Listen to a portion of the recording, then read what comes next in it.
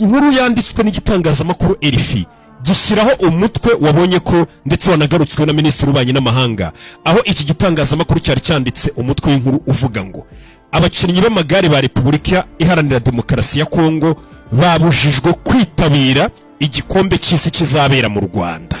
Ku buryo umuntu asomye no mutwe w'inkuru ashobora kuhita avuga ati ubwo ni leta y'u Rwanda yabujije abakinnyi b'amagare kwitabira kino gikombe cy'isi, abanyekongo ngo ntibazitabire. Ariko mu by'ukuri ntago ariko byari bimeze. Ubwo ni ya mitwe y'inkuru yandikwa n'ibinyamakuru bameze nk'aho hari ikintu bashaka kugaragaza. Iyi nkuru rero yakomeje ivuga gute? Ni inkuru imaze kugaragaza ko leta ya Kongo imaze guhagarika abakinnyi bayo, yaba abakinnyi bose harimo n'ikipe y'abagore, bamaze kubabuza kuzitabira isiganwa ry'amagare rizabera mu Rwanda, cyangwa se ubutuvugana rimeze nk'aho banatangiye ab'ingenzi bamaze kuhagera.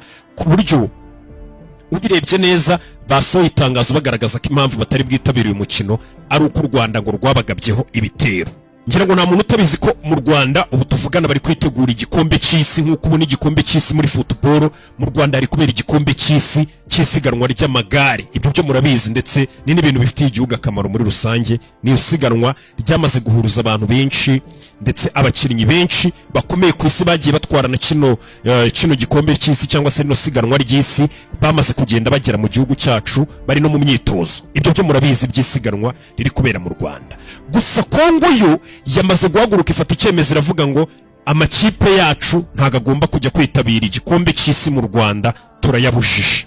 Ni inkuru yakomezaga ivuga ngo iri rushanwa ry'isi mu gusiganwa ku magare riratangira kuri iki cyumweru ku itariki 21 z'uku kwezi kwa 9, nibwo n'ubundi irushanwa rizatangira, azaba ari ku cyumweru ejo bundi rizatangirira i Kigali.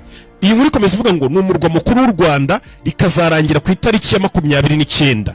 Atari kwashize iminsi 2 gusa, cyangwa se harabuye iminsi 2 gusa kugira ngo isiganwa ry'amagare ritangire.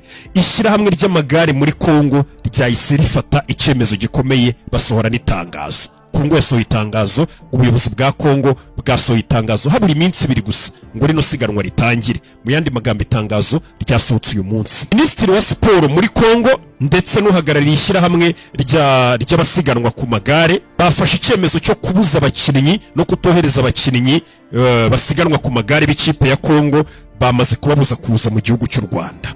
Kongo, iki gihugu cy'u Rwanda, leta ya Kongo igishinja gushyigikira umutwe w'inyeshyamba wa M23 mu burasirazuba bwa Kongo. Bakomeje bavuga ngo iki gikombe cy'isi cyo gusiganwa ku magare kiri kubera i Kigali ni ubwa mbere kigiye kubera muri Afurika, ndetse by'umwihariko noneho kikaba kibereye mu gihugu cy'u Rwanda. Ndetse bakomeje bavuga ngo icyo gikorwa cyo gusiganwa kizagera ku musozo tariki ya 27 na 20